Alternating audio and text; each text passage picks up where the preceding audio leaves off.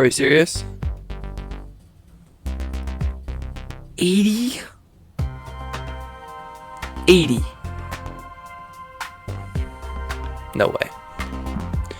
This video is going to run a little bit shorter, and I'm going to talk a little bit more informally, just because I feel like I have a lot of thoughts about this movie, and I know that I saw this opening night, and I'm just now waiting to make this video, so there's pretty much nothing that I can say that hasn't already been said. But, you know, there are a few things that I do need to touch on, because I used to really like these movies, and I don't so much anymore, unfortunately. At the same time, though, I did think that me giving this a little bit later would work to my benefit, because I didn't really know how to talk about this movie without giving spoilers. There's basically no way that I can describe this movie without giving spoilers in some kind of way. But what I think I'm going to do is I think I'm going to first talk about the stuff that I didn't like, and at the end, I'll kind of go over a few of the things that I really did like and that I did appreciate about the movie. So at least we can end up on a happy note, even if you guys aren't going to hate everything I'm about to say. This is such a weird thing to notice, but I think one of the things that I noticed immediately off the bat that told me that something was off with this movie was when I saw the opening credits. And I think it kind of shows perfectly how all of the budget in this movie went down to the two big set pieces. It went down to the submarine, and it went down to the biplane scene. And both of them are so long and are so well choreographed, and you don't for a second think that Tom Cruise isn't there. But when you look at the rest of the movie, it's so just subpar in comparison, and it's noticeable. I mean, it's noticeable in everything from the way that the dialogue is written. You can even see it in the opening titles. And the opening titles are such like a lower quality that they've been in previous movies. Like, it feels like I could have thrown it together in Adobe in like an hour. Speaking of which, and this is a problem that I had with the last one, with Dead Reckoning, the dialogue is horrible. It's been bad the last two movies. I went back and rewatched all the movies with a friend before these came out. None of them had dialogue that was this bad. Fallout's dialogue was just fine, and I don't know if it was the writer's strike or what, but Dead Reckoning's writing was horrible. Every character talked the same. Every character just spouted exposition. Like, just would talk about it for no reason. They would do the annoying thing where they finish each other's sentences. It was horrible, and this movie has that problem too. It has the exact same problem. All the things that I didn't like about Dead Reckoning, I think this one has, and they're either the same or they're a tiny bit worse, and I think that's what brings this movie down so much. But, you know, obviously there's still more. Another one of the things that I definitively didn't like, but that I don't think is going to be controversial at all, is that Ilsa's actually dead. Like, we all knew going into this movie that she's actually dead because of real life Rebecca Ferguson. Like, we knew that she didn't want to be in these movies anymore. But I think not knowing that, if you didn't know that, you would think that she's still alive, because the way that she dies in the last movie, she is done so dirty in the last movie, that I thought that her death had to be fake. I did not think it was real. When I saw her die, I did not care. I was like, oh, she's alive. This is all part of the plan. Yeah, I looked pretty stupid. My point is that this movie suffers from that, because if you don't know that Rebecca Ferguson quit these movies, then you would absolutely not legitimately think that Elsa's going to be dead, because it was stupid. It was a stupid way to kill her off. But then don't forget, they do her even dirtier by having Hayley Atwell basically replace her. Like, replace everything she does, and suddenly Ethan Hunt's like in love with her and stuff in a way that he never cared about Ilsa before. He like basically does everything but propose to her in this movie. It is so weird sometimes. Apart from Grace, though, I think the side characters, the rest of them, the main side characters are done pretty well. I'm talking about Benji and Luther. Simon Pegg does a good job with Benji. You still like Benji, and Luther does a great job in this final movie as well. I think the send-off they do kind of for Ving Rhames in this franchise is one of the stronger parts of this movie for sure. I unironically got more shock value from Luther's death than I got from the actual climax of this movie. Like, Luther's death did so much more for me than the stakes of Tom Cruise hanging on a biplane, and I think that when that's the case, I think you really need to look at making your plot stronger, which this movie certainly didn't do, and what I wished it could have done. Now, I mentioned that Benji and Luther are good characters in this movie, and I stand by that. But there are way too many characters in this movie. There are so many people in this movie, like from previous movies and whatever, and so much of it is done for fan service, and so much of it like does not matter to the story. Like, it is crazy how much dialogue Pom Klementif has in these movies, and how much screen time she has when she literally does not contribute to the plot at all. At all. There's nothing that she does for the plot except for one cool fight scene in the last movie. And honestly, that sucks that her performance is being wasted, because she's not doing a bad job. She just has like no character.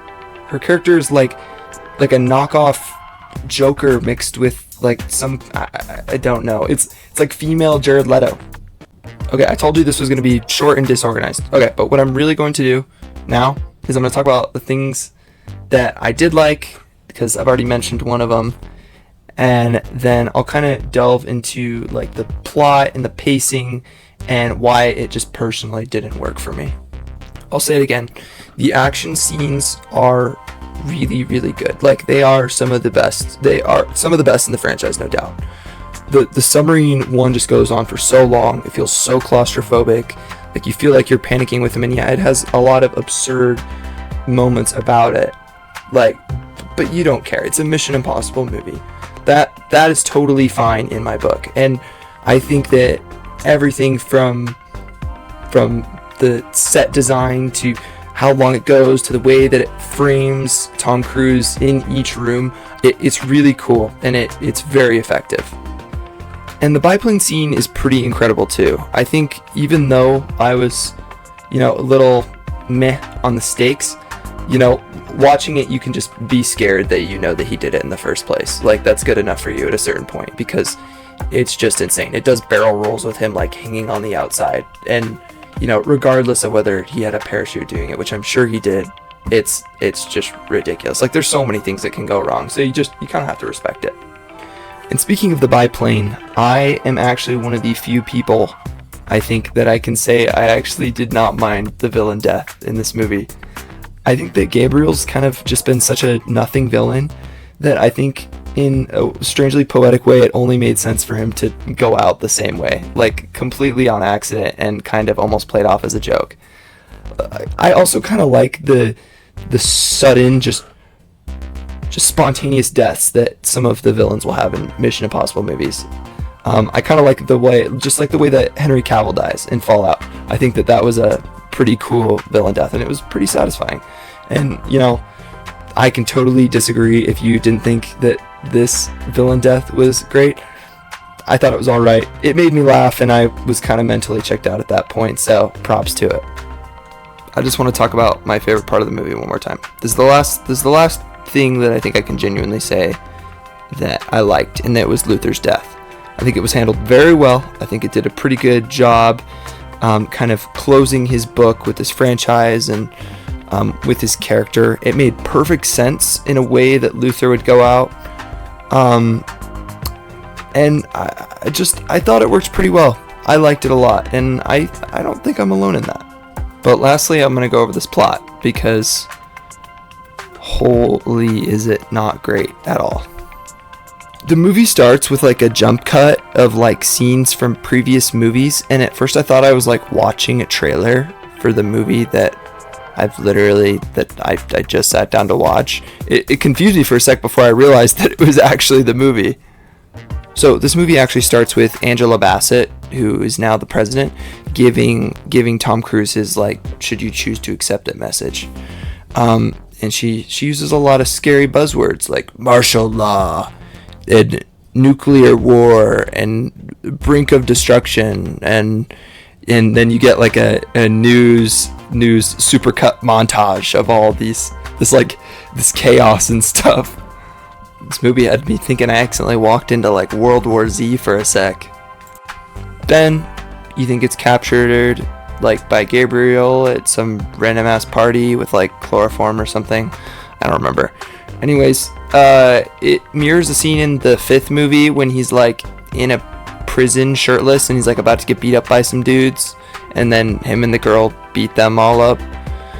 So this scene has one of what there are many of in this movie, which is these like super long drawn out sequences that aren't action, and it's just to pad the runtime because they will go on for so long. I mean, forget the budget. Ethan beats up these guys, the guys in the scene, off screen for like 30 seconds, and you just get like jump cuts of Haley Atwell just going like as he like kills them and puts like a butcher knife in their back. And then when they finally walk away from the carnage, it looks like he just like they both just went through a saw trap. Like, Ethan's kind of like a psychopath now. I don't know, he never killed anyone that brutally before. But yeah, after this, Luther dies, then Ethan gets sad, and so he decides to turn himself in to the government. And then, for some reason, Rebecca Ferguson really wants him to keep the key, and she basically puts the whole trust of the world in his hands, even though everyone's telling her not to. But of course, in this series, Ethan's basically the Messiah, so she just trusts that he's going to get everything done okay. Which, I mean, to be fair with his track record, can you really blame her? So, at this point, we get to the whole aircraft carrier scene. You see him jump in the water off of the helicopter. And at about this point, you're starting to fall asleep. The movie is going so slow at this point that it was legitimately hard for me to stay awake in my big comfy IMAX seat. I think legitimately the only thing that kept me going was that once the submarine starts, this movie definitely picks up a little bit. So after Ethan somehow escapes the submarine that's sinking to the bottom of the ocean and the ice sheet, which he gets out of off camera, it immediately goes into the final phase of the movie, which is it involves Ethan chasing Gabriel on a biplane because there's no technology in it, so the entity can't control it, I guess. And they're trying to trap the entity in like a small metal cube. Now, I know that I'm kind of explaining this badly, but hopefully if you're watching this in the first place, you've watched the movie, so you know what I'm talking about. But in a lot of ways, the finale of this movie comes down to the way that Fallout's did, where the enemy's in a different aircraft, and he has the key that Tom Cruise needs to disable the nukes, to keep the entity from making the world destroy itself. So most of the final act, at least the parts that matter, are Tom Cruise trying to get from one plane to another. And hey, this scene is really cool, but one of the biggest gripes I have is how annoying of a villain that Gabriel becomes in the end. I mean, he was never really fleshed out regardless, but I think that he becomes like a mysterious kind of just evil for the sake of being evil, like normal villain, into becoming like a maniacal, monologuing, like obsessed, like Joker like villain in this last one. And it's so weird, and you see it so much in the last act of the movie. Like it's like he was channeling his inner Joker. He's like, ha ha ha, you can't stop me, Ethan, and then he just like continues to laugh while Ethan's like getting ready to punch him in the face. I mean, Gabriel, for this entire thing in the plane, he's like on the radio, like gloating, and like he spends all this time like just like making fun of Ethan, even though Ethan's like clearly getting closer to him and is like going to be a threat just in a sec. Like, Gabriel doesn't take it seriously, and maybe that's why I like the way that he dies, because killing him off in a goofball way just seems perfect. I mean, he was acting like a goofball. Might as well play his death off like a joke, which is what they do. And while I'm kind of closing on most of the strong thoughts that I had on this movie, like, I have to be honest, it's not a bad movie. It is just, it could have been so much better. And there's other movies that are in the franchise with this movie that are just so much better. And I think that we have these standards because of how good Rogue Nation was, and because of how good Fallout was, and because of how good Ghost Protocol is, that, you know, when Dead Reckoning and Final Reckoning come out, it just doesn't cut it. And I think it's totally fine to have standards that high, because, you know, if we didn't, the films would never get better. And I think it's important that I clarify that I'm a huge fan of these movies. Fallout is unironically in probably my top 10 movies of all time. But if I were to rate this on, let's say, a 0 to 10 scale, with 5 being the average, I think that I can comfortably put this at about 5.5, 6 out of 10.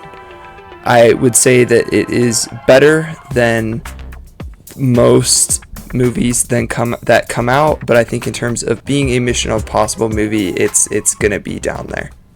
And just because Tom Cruise pours his heart and soul into these movies and is saving cinema and saving theaters, it doesn't mean that his movies are above criticism.